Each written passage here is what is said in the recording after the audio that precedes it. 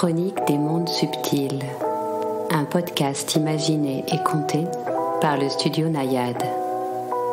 Installez-vous confortablement, détendez-vous et, ensemble, partons en voyage, le temps d'une histoire.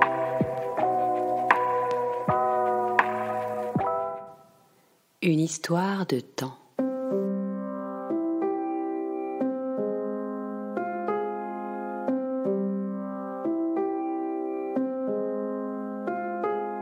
Mon grand-père remontait les horloges.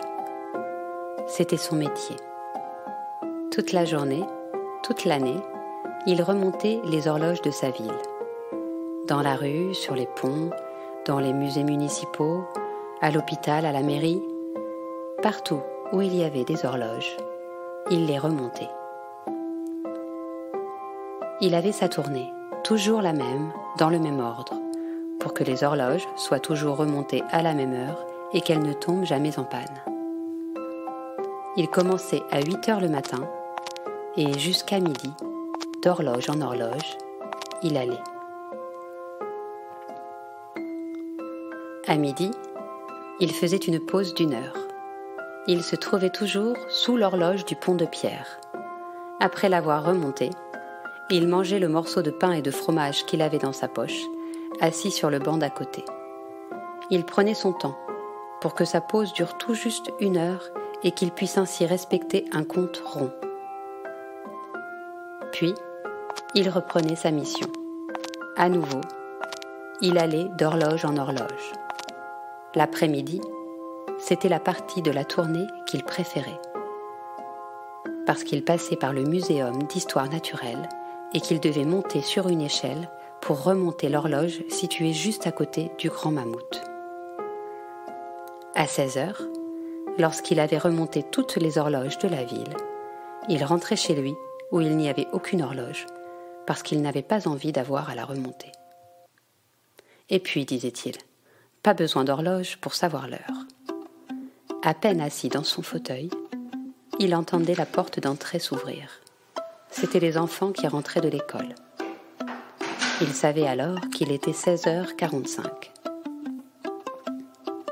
Puis, à 17h, montait de chez le boulanger l'odeur du pain chaud de sa dernière fournée. Enfin, l'heure du repas arrivait. Comment il le savait ? Ça sentait bon dans la cuisine. Et, en fonction de l'odeur, il savait même quel jour on était. Le lundi, bouillon de poule, avec les restes du poulet du dimanche. Le mardi, lentilles au lard. Le mercredi, quiche lorraine. Le jeudi, soupe de légumes. Après le dîner, il allumait la radio, toujours au moment où son émission débutait. Il l'écoutait et puis il allait se coucher. C'est à peu près tout ce que mon père m'avait dit de son père. Pour le reste, il avait fallu que je devine, que je brode autour des quelques moments passés en sa compagnie. Chaque fois que je le voyais, c'est-à-dire assez rarement, il parlait du temps. Il disait par exemple, pour qui sait observer, sentir, écouter, il n'est nul besoin d'horloge pour savoir quelle heure il est. Il disait aussi, il est toujours plus tard qu'on ne pense. Ou encore, la fin est dans le commencement. Et cependant, on continue. Il parlait toujours du temps, pas des heures. Les heures n'ont rien à voir avec le temps, m'avait-il expliqué un jour. Les heures mesurent, le temps se ressent. Et tu vois bien qu'une heure, selon avec qui tu la passes, n'a pas la même valeur. Si tu passes 1 heure avec ton meilleur ami à construire une cabane, crois-tu que cette heure durera plus ou moins longtemps que l'heure passée en cours de mathématiques ? Tu vois ? C'est pour ça que l'important, c'est le temps. Pas les heures. C'est le temps qu'il te faut raccourcir. Les heures, tu n'as aucune prise dessus. Mais alors, pourquoi t'as passé ta vie à remonter des horloges si tu n'aimes pas les heures ? J'ai pas dit que je n'aimais pas les heures. Les heures, on en a besoin. C'est ce qui nous tient tous ensemble. comment on ferait tourner le monde sans les heures ? C'est pas nous qui faisons tourner le monde, était intervenu mon père en coupant rageusement son escalope dans son assiette. C'est la gravité. Et comment ferait-on pour prendre le train si on n'avait pas tous la même heure, si chacun vivait dans sa bulle temporelle, avait poursuivi mon grand-père sans prêter attention à son fils. C'est vrai, avais-je admis. Ah, tu vois, les heures, elles font tenir le monde ensemble. Alors toi, en remontant les horloges, tu as fait tenir le monde ensemble ? Eh oui, tu vois, c'était ma mission, avait répondu mon grand-père en souriant. Mon père, lui, avait éclaté d'un rire acide.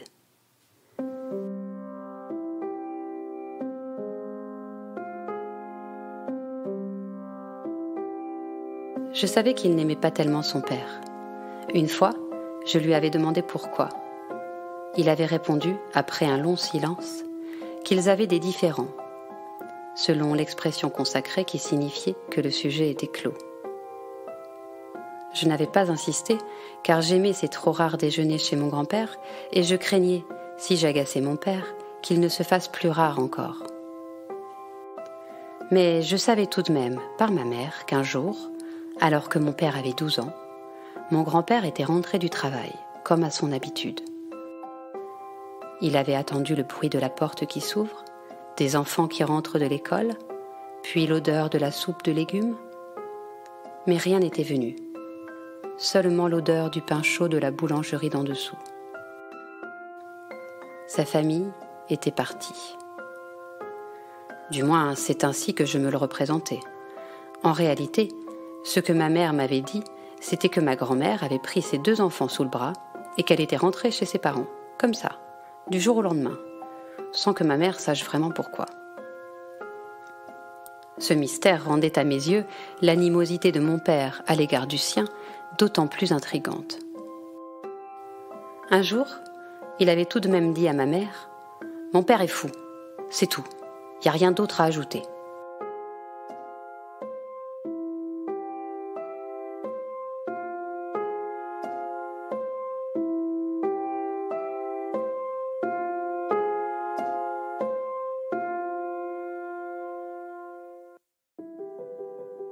J'ai donc grandi avec cette information. Puis je l'ai oubliée pour aller vivre ce que j'avais à vivre.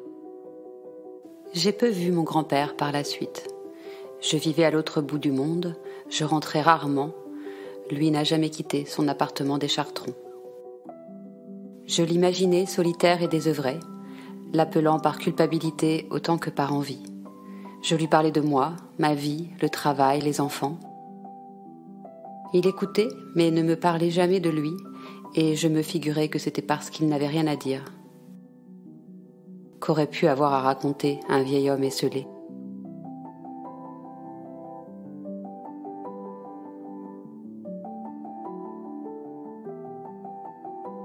Il est mort le jour de mes 34 ans. Je suis rentrée pour lui dire au revoir, mais je suis arrivée trop tard. Il m'a légué une grande boîte de bois rectangulaire en chêne foncé, parfaitement huilée. Elle était posée, bien en évidence sur la table de la salle à manger, et dessus, un petit mot indiqué. Pour Benjamin. Elle était fermée à clé. Une clé qu'il avait remise à son notaire avec ordre de ne la donner qu'à moi. Dans la boîte, il y avait une énorme pile de feuilles non reliées, mais numérotées et classées, toutes noircies d'une écriture d'écolier parfaitement régulière. Au-dessus de la pile, une enveloppe contenait une longue lettre que je m'empressais d'ouvrir.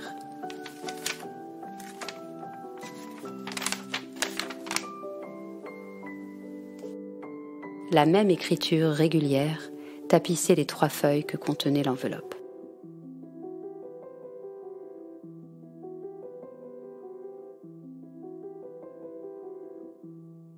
Bordeaux, le 3 avril 1984. Tu viens de naître, Benjamin, mais déjà, je sais pouvoir t'adresser cette lettre. Tu auras un jour entre les mains l'œuvre à laquelle je travaille depuis plus de 22 ans et que je n'ai pas encore terminée. Et tu en feras quelque chose. C'est ainsi, je le sais. Non pas parce que tu es mon premier petit-fils, mais parce que c'est toi. Alors voilà, un jour, lorsque j'avais 34 ans, je suis rentrée du travail et sur le chemin du retour, chose que je n'avais jamais fait de ma vie, je suis entrée dans une papeterie pour acheter un carnet et un crayon. Tout compte fait, j'ai pris 5 carnets et 10 crayons. En rentrant, je me suis assis à la table de la salle à manger et je me suis mis à écrire. Moi qui n'avais jamais rien écrit de ma vie, je ne pouvais plus m'arrêter d'écrire. Je ne décidais pas de le faire. Il fallait que je le fasse. Quelque chose en moi me disait de le faire. Ce que je devais écrire apparaissait dans ma tête. Au départ, ça n'avait pas tellement de sens. Je pense que la réception était plutôt mauvaise. Mais ça s'est ajusté et je me suis mis à voir de vraies histoires se créer dans mon esprit que j'écrivais ensuite sur mon carnet. Je faisais ça tous les soirs en rentrant du travail.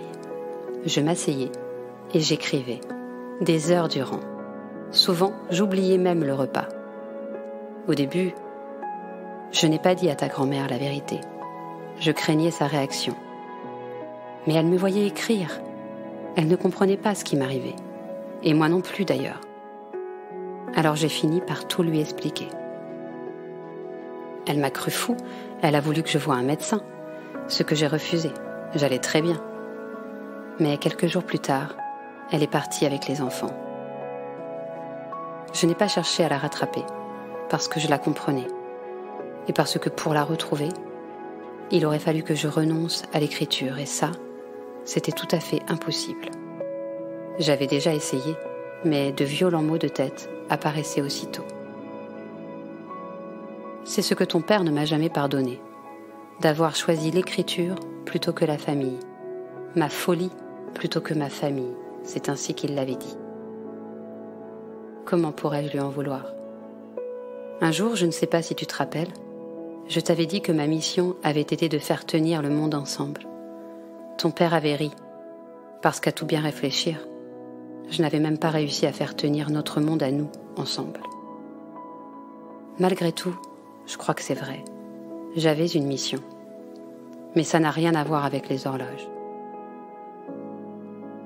Cette œuvre-là, sous cette enveloppe, est véritablement importante.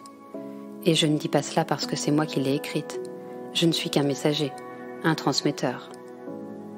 C'est une grande épopée qui s'étale sur plusieurs siècles. Elle parle du temps, justement, d'un peuple qui, dans un passé lointain, a connu la fin des temps. Un grand cataclysme, dû à leur manque de conscience, à la perte de sens. Leur monde était devenu absurde, violent, barbare, uniquement tourné vers le pouvoir, l'accumulation, la domination, l'apparence.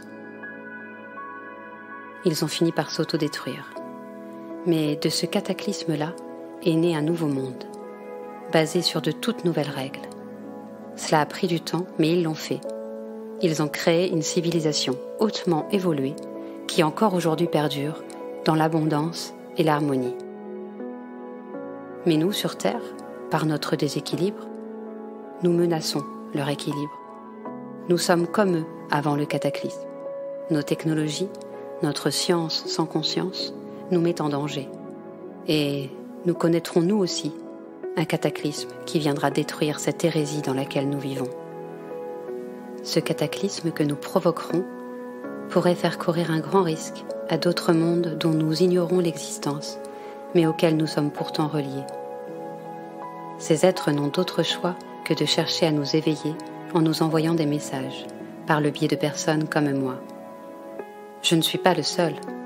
Partout sur Terre, des personnes reçoivent des messages, des œuvres, des idées, des découvertes, des équations, des inventions, des solutions. Ils pensent souvent être des génies.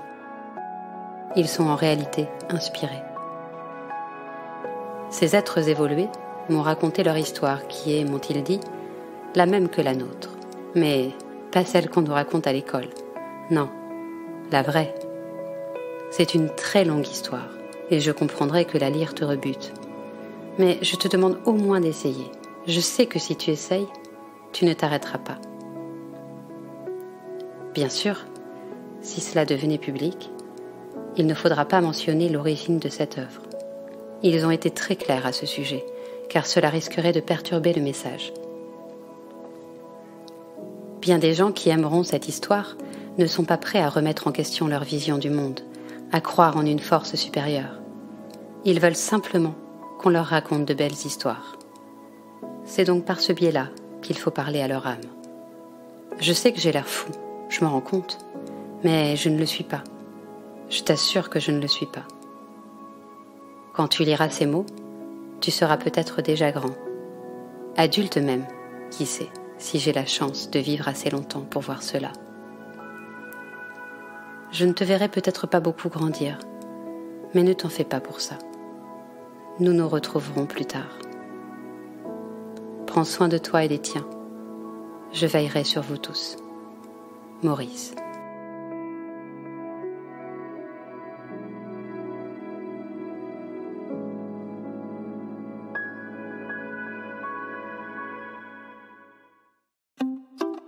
Il avait raison. J'ai commencé à lire et je ne me suis pas arrêtée. 2000 pages, que j'ai parfois dû lire à la loupe, tant l'écriture était fine. C'était une pure merveille littéraire, fantastique, épique. Comment mon grand-père, qui avait arrêté l'école à 14 ans, avait-il pu écrire une œuvre comme celle-ci? Aujourd'hui encore, je n'en sais rien. Je dois bien admettre que sa version des choses, que je n'ai jamais révélée à personne, est la seule plausible.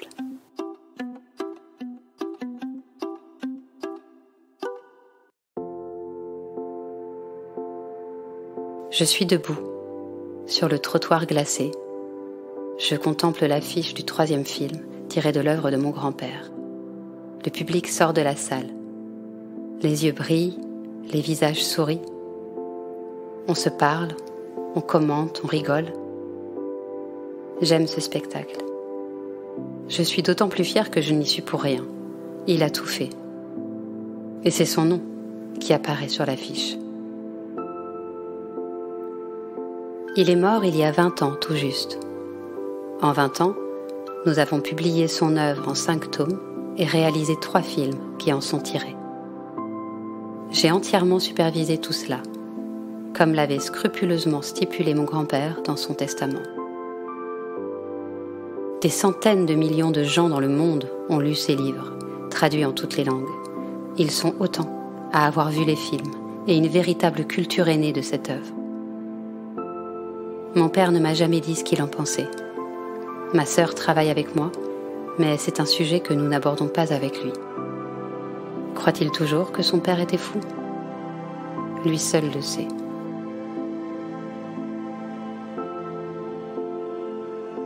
Je rentre en longeant les boulevards illuminés. Noël est dans 2 jours et la foule se presse dans les magasins. J'entre dans l'un d'eux. Je sais exactement ce que je veux et où le trouver, sans pourtant savoir d'où vient cette certitude. Au fond du magasin, il y a un rayon avec des carnets. J'en prends un, puis 4 de plus et un sachet de crayons. Je rentre à la maison, je retire mon écharpe, mon manteau, mes chaussures, puis je m'assois à mon bureau. J'ouvre le sachet de crayons et un carnet. Il faut écrire, écrire, écrire, écrire.